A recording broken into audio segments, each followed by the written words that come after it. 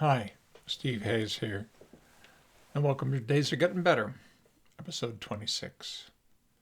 Today I want to talk about the implications of a process-based approach and just do a little summary of the pretty long list of things that I see as changes that are coming to our field and how you might take advantage of them as a professional and personally. Before I even get into that, let me just thank the list for your tolerance in allowing me to share the exciting news that MindGrapher was being plugged into PsychFlex. And I did that for a reason. I wanted people to know about it. I've been working on it for 3 years, but I know it strained the list a little bit. I was pleased to see almost nobody quit because of it. I think those little storms only come every so often, and I try to keep them as limited as I can. Look, here's what I think we are finally in a place to sort of put on the table. This is a pretty big statement, but it turns out it's not big enough. We can start thinking about what life will look like after the DSM and the ICD finish their run. I don't expect them to go away, but I mean, after they've lost their credibility and impact on our field. But even bigger than that, I think we can begin to envision a day of what the world would be like if we no longer shoved people into top-down normative categories, falsely thinking that it predicted people's future. I can tell you it'd be a very, very different world, and you can assess that on your own. Simply sit at a table with some of your friends or your family and listen carefully, and you can't get through a meal.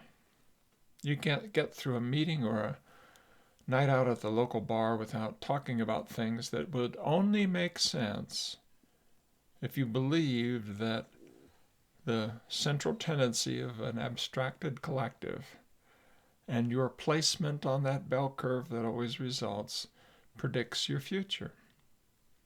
It's subtle, it sneaks in. Oh, this person has that disorder, or this person scored on that achievement test, or this person has that personality, and on it goes. Now let's just focus on the DSM, and then we'll use that as kind of a template to look at a broader range of things.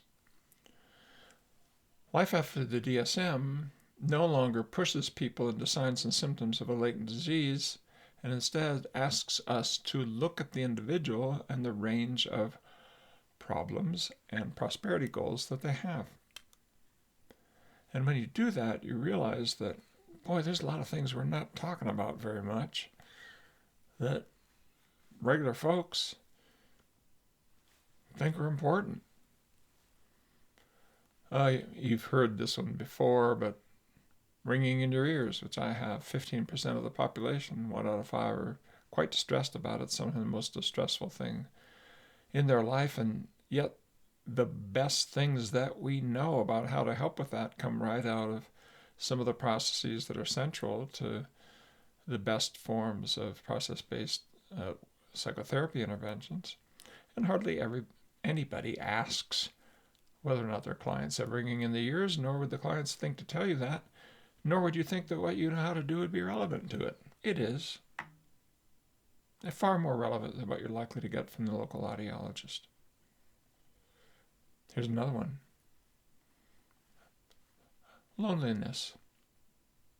Yeah, there's a lot of talk about depression, but how did it just garden variety loneliness? We even see things in the newspapers about an epidemic of loneliness. Yeah, but where's all the research on that? Does the federal government even want to research and give money for that? And the answer is pretty much no. No. They'll give it to you only if you put it inside some supposed latent, unseen disease entity. That's not mental health. That's buying into mental illness, and furthermore, a particular kind of or way of looking at mental illness that has not paid off. Or effect sizes, the impact that we have on things is going down or not up, or at least it's stable. Over 40 years, nobody's claiming it's going up. And a vast number of things are left behind.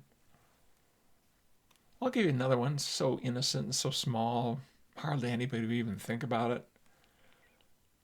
But have you ever been around somebody who bites their nails all the time and what it does to their hands, their fingers, they're constantly getting painful, it's irritating. Where are the books on nail biting? Where are the studies on it? Yeah, there's a few there, but I'm just saying, if you stop thinking of people as exemplars of some abstracted thing that supposedly people have, and you start looking at people with their features and problems, and you take seriously the possibility that all of that matters, and much of that you might be able to help with. You might be able to get help with. I'm back to tinnitus. How many self-help books are out there on tinnitus? Even the American Tinnitus Association had a very nice article about me written up there, and I mentioned this earlier, so maybe I shouldn't spend much time on this example, but it's so cool that it's so prevalent, and yet so... It's simply left aside by the side. How many self-help books on nail biting? So one of the things that we're going to see as this whole era of forcing people into normative categories passes away is we're going to see a problem focus emerge, where the issue will be, what kind of problems do you want help with? What a concept.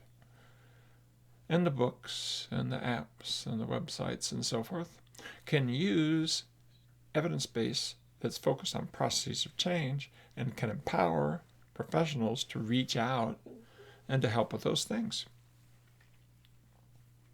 Here's another one. Most of our statistical tools that we use in the science and the behavioral sciences need to be tweaked when our purpose is to come up with knowledge that applies to individuals and their life trajectories. Now, not all of our studies are like that. I mean, sometimes we're really willing to ride at 35,000 feet. We're not trying to be of help with any particular person. We're just making normative kind of observations, and okay, that's fine. We can use a lot of our traditional stats that way. But when you really get interested in the trajectories of the individuals, boy, do you have a hard time. One of the things that we're learning in the back end of the research that we're doing, and I'll say this in a way that, let me just see how I can say this. Very, very, very sophisticated statisticians who've looked at some of what we're saying still have way too much confidence that, yeah, we know that the norm doesn't apply to the individual, but we've solved that because we have multi-level modeling and we model the individual. Yeah, but what we're finding when we actually do the research and have enough longitudinal data that is frequent, high density, over time, it's frequent. If we analyze what's going on with people one at a time and then put them together, when you do that without believing what people are saying, oh, if I simply include the individual as the first level in multi-level modeling. If this sounds geeky, put it aside. I'll make this more relevant here in a second.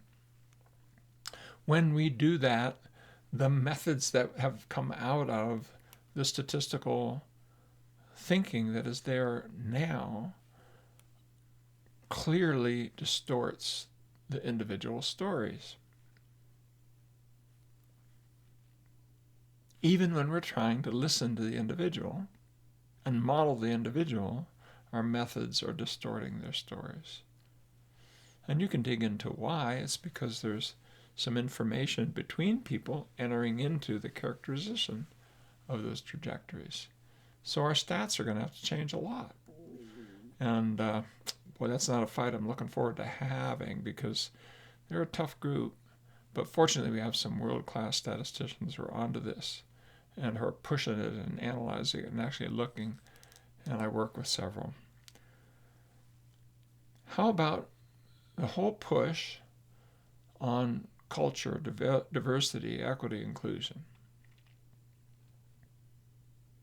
Almost everybody who has heart can see how much we have allowed the hegemony of dominant majority to overwhelm racial and ethnic and religious and sexual minorities. But in that path of empowerment, we have to be really careful, because sometimes what people are told is what you really need to do is have this new group identity and hang on to it with a tight grip. This is dangerous territory. It's hard to talk about openly, but let me just say it this way. When you model the pathways of individuals and you allow every voice to matter, when you include measures and ways of thinking that are unique to that person, you can begin to break down the scientific wall that homogenizes human beings and pushes them to the majority, but you can also break down the group by group walls that say, with a good heart, but not necessarily with good impact, that the way we're going to bring a wider range of people into community is by creating a new subgroup, attaching firmly to that, and once again, not looking carefully at the individual. I think that's a mistake. How about our measurement systems? Almost everything we're used to measuring, we measure inside normative categories. Psychometric, so-called, is built around it, and I'm part of that tradition.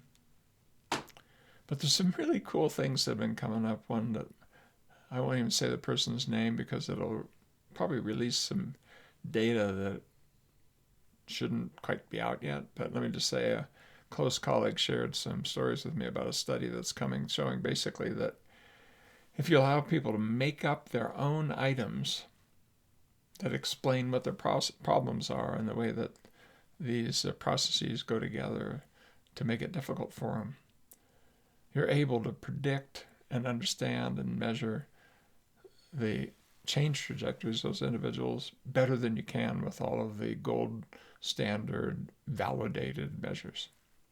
It's a hoot. Makes me want to giggle a little bit. We have been actively teaching ChatGPT to recognize items. I say we, this is the whole PPT group, but especially that effort has been housed with the work by my colleague Joe Sorochi and his colleagues. And we're able to train the computer to recognize all of the empirically validated items that do a replicated job of predicting long-term outcomes in mental health studies. Well, turns out you can use that to actually look at anybody's item. You know, if you're in therapy, what would the item be that would describe your key processes of change? And you can have a look and see how similar, this is in the future, but we're getting close to it, how similar that is to empirically validated items. And the data on the fact that when people make up items that fit them, they do just as well as the ones that are forced on them by the purity of psychometric evaluation. That really opens the door and says, maybe it's time for learning how to talk about people's lives in their own terms. Every voice heard, even down to the measurement used, but if what we're doing with ChatGPT holds up without having to have a cacophony, because you can have an individual item, but we can figure out what is that tapping into, how is that related to other kinds of items that tap into that. How about the role of biology? Just look at the newspaper about how biology plays in your life, and almost every single time you're not going to get a sense of personalized medicine, of interactive networks, of the biological part as part of a social and a psychological part, where every level of analysis is given proper attention and due weight. You're not going to get that. You're going to get probably the brain made me do it, my genes made me do it. Oh, we've found the marriage gene or whatever it is that tickles the fancy of a reporter. No, we need to find a way of talking about the whole organism, and you're a biological organism, and you're also a social organism, and you're also a psychological organism. And I think the journey that we're on together, where we can take these different streams of data over time and begin to look about how they fit together person by person and create something that is like what's being created in academic medicine right now, personalized medicine. We need to create personalized psychology. But not psychology alone and cut off, not psychology cut off from sociology, anthropology, and the group level, not cut off from biology, biochemistry, and the underlying biophysiology of an organism. That's a pretty cool opportunity to take our new measurement tools, our new analytic tools, our new conceptual tools, push a reset button, set aside some of these top-down normative categorical tools, and instead start to learn how to look at a human being as a complex network that's evolving over time, that has multiple dimensions and levels involved in its evolutionary development. When you're there, I think we'll find a place at the table for the psychologists, the helping professionals, the social workers, the counselors, the psychiatrists, the OTs, the PTs, etc. We'll find a place at the table for the neuroscientists and for the behavioral genetics folks, and a place at the table for people who are interested in culture, interested in bias, and interested in how social and economic systems sometimes crush the spirit of human beings. So there's a lot to be excited about, and I haven't even mentioned apps. Oh, I'm tempted to, and we will get back to that. But I thought we'd take a little holiday from apps, which is an obvious place to put some of these earlier things, and instead just appreciate how broad the journey is that we're on together. Those of you who are following my work and know that it connects to a broader set of concerns, you know they're on a journey together that is very broad indeed, and that never minimizes. There's a place for these different models, these different ideas, these different conceptions. There's a place for conversations with our spiritual and religious leaders, and with our policymakers, and with our bench scientists, and with our social, mental and behavioral health advocacy groups, and with our professional groups, and with the clients we serve. So just wanted to put that out there. I do want to mention just before we go that I'm going to be at an Evolution of Psychotherapy here at the end of next week, which is in Anaheim, near Disneyland. And I will be giving a talk on some of these very same things. I'll also be doing a demonstration on stage. And if you are interested in getting on stage with me, you have all of a day to let me know. It only applies if you're already going to Evolution of Psychotherapy. And it only applies if you're willing to let me ask you some interesting questions, hard questions on the stage. And I did this at the last Evolution of Psychotherapy, and it really worked well. This time what I'm going to do is I'm going to try to apply some of the networking tools that we've been developing in process-based therapy, live and on stage, and just see how helpful they are in terms of doing some work that would be helpful to somebody dealing with something. And so if you're going and you're somebody dealing with something, and you don't mind get up on a stage in front of a couple hundred people while you're being filmed, let me know, because I would love to consider the possibility of working with you. You can email it directly to the email address that comes with the newsletter. With that, I think I'll call it a wrap, and I'll be back.